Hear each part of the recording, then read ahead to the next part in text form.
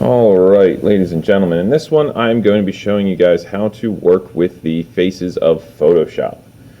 So first thing that we need to do here is we need to go in and open up a new file. Whenever this opens up, we need to set this up to be 10 inches wide, 8 inches tall, and 300 dpi. The rest of these settings, you should have these set to just RGB. Don't worry about all this other craziness. That should be fine. And then you're just going to go ahead and hit create. And it's going to start us off with a nice blank document. Once you have your document up and ready to go, you need to go and find your photograph that you are going to be using. And then you can just simply drag and drop this onto your canvas. All right, and you may need to take it and scale it. You may need to rotate it. If you hold the shift key, it'll snap around and all that happy jazz for you. For this one though, it's already going to be scaled in the right proportion, so I'll set it to something like this. And then I'm just going to go ahead and hit my checkbox. Excuse me. So the first thing that we need to do now is simply to go through and remove all of our background.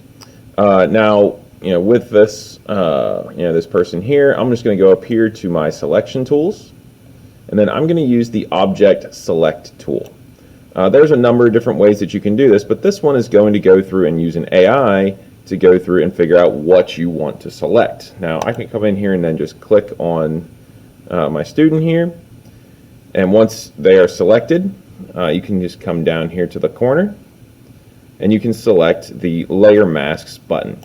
And what that's going to do is it's going to go through and draw out a layer mask that is going to effectively erase everything else in that background. Now, if there was something that went wrong, say it like cut off part of her arm or what have you, we could go through and use the brush tool.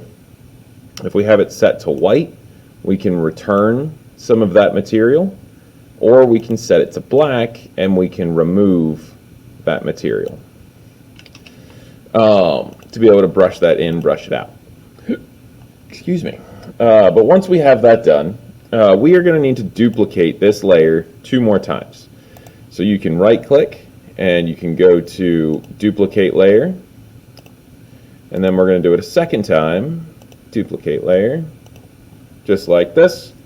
And now we are going to rename these as well. Oops, I need to grab this one. There we go.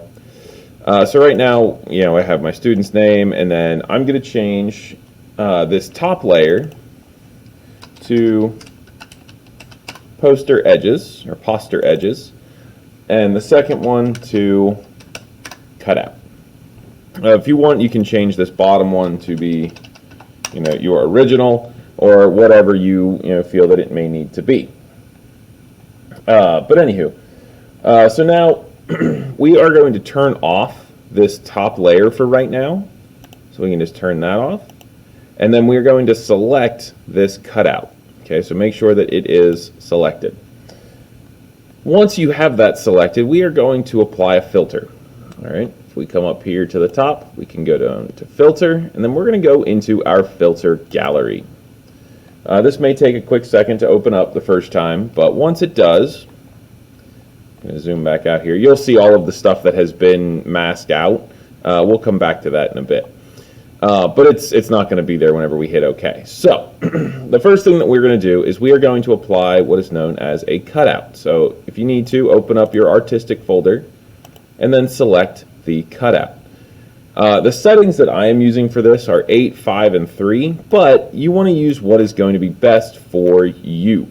I do recommend having a high number of levels, but then, as you get more simple, your shapes and everything start to get a little weird. So you can always bring it back down, and you can go lower, and it'll give you a little bit more detail to each of your individuals, or to your person. I think this might work as well. And then the edge fidelity does the same. You'll see some very minor changes. But once you've done that, go ahead and click OK. And now what that has done is applied this filter to this layer. Excuse me. So now that that's been applied, we're going to go back up here to this poster edges, and we're going to turn this layer back on. All right, you'll see that now we're back to seeing our original photo. That's fine. That's what we're supposed to see. So now we can go up with this one, and we can apply another filter. We're going to go into the filter gallery. Whenever it boots up, again, you may need to scroll out a little bit, just alt scroll, just like you normally would. And this one is going to be our poster or poster edges.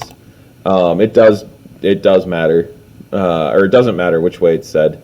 But yeah, so if you play around with these, you'll see that the more intense your edge thickness and your edge intensity is going to give you more of those crisp lines, and that is what we need. That is what you're going to want. Now, you'll see all of these little black spots that are forming on her arms and her face and everything else. Don't panic about those, because we're going to take care of those in the next step. But we can take and increase this as well, but I'm going to run this. I'll just leave it at 2. And then click OK. Now that this has been applied, like I said, your photo looks very dirty, it looks very grungy, it's got all those spots all over it. We are going to make a couple of quick changes. First thing that we're going to do is apply an adjustment to our threshold. So now we're going to go up here to Image, we're going to go to Adjustments, and then go down to the threshold. All right, you'll see that your image is going to turn black and white, and that looks pretty crazy, pretty terrifying. So what I'm going to do is simply pull this down. Okay, you want to be somewhere around 50. Depending on your picture, you may need less, you may need more. I'm thinking for this one, 55 looks pretty good. Yeah, we'll go with 55. And you can check your preview, but you want to have this black and white image. And then go ahead and click OK. Once we've done that, we've gotten rid of some of those spots, and now our image obviously is white. But we want to turn this into looking like an oil painting. We want to have those soft, curly brushes or brush strokes and what have you. So we're going to apply another filter. But this time, we're not going into the gallery. We're just going to come down to Stylize. Once we go here, we can go into the oil paint. And now you can see that we've got all of these strokes. Now, in the next step, or a couple steps down the road, we are going to remove all of this white. So don't panic if it looks a little weird still. But you can go through and adjust this. Obviously, if you go way too high for your stylization, you're going to lose a lot of your detail. Like her necklace is now suddenly illegible. Even her bracelet just looks funny. So don't go too high with these. But play around with it. You do want to have those soft, smooth, oil brush kind of a vibe. So I think I'm going to leave mine at 4.5 is where I'm going to be. I think that'll work out pretty well. Yeah. And go ahead and hit OK. Once you've done this, and we've applied it, what we are going to do is change our blend mode. So we want to be able to see the colors underneath this. So what we can do is we can change this so that way all of this white suddenly becomes transparent. All right, so if you come over here above your Layers tab, hit this little drop-down menu, we can do what's called a color burn. All right, so what that's going to do is turn that white transparent in a sense, and it's going to allow the colors that are on this cutout that we did before. Okay, if we turn this layer off, you can see it. All right, it's going to allow that through, but it's going to keep the black lines from all of the strokes. Now, if we wanted to go back through and make some changes, we can, because like her eyes do look a little funny, from the oil paint and what have you. So I can double click down here, and I can bring back some of my changes. So I feel like I need to lower, this just a bit, something like that. I think it's going to look pretty good. And you can hit OK. And now we've, let that through. We can also go back into our adjustments here. We can do another threshold, and we can raise that threshold back up. And what that's going to do is remove some more of those lines and just make it a little bit less intense. If you think that your image is fine without this, then by all means, leave it without. Because honestly, nah, I'm going to leave mine on. It gets a little bit lighter. I'm going to set mine to about 120. There we go. And then click OK. So now we can make some other little adjustments, like here along her face. We've got some of these little just little pock marks that don't really look all that great. So we can use our brush tool. If we set it back to being black, and we select the mask over here, what we can do is just simply go through and we can erase all of those little specks. Now, I would leave some of the lines on here for like along the edges of her nose, along the chin, things like this. We can remove some of them, and it's going to give you a cleaner look. I always find that teeth come out a little bit goofy.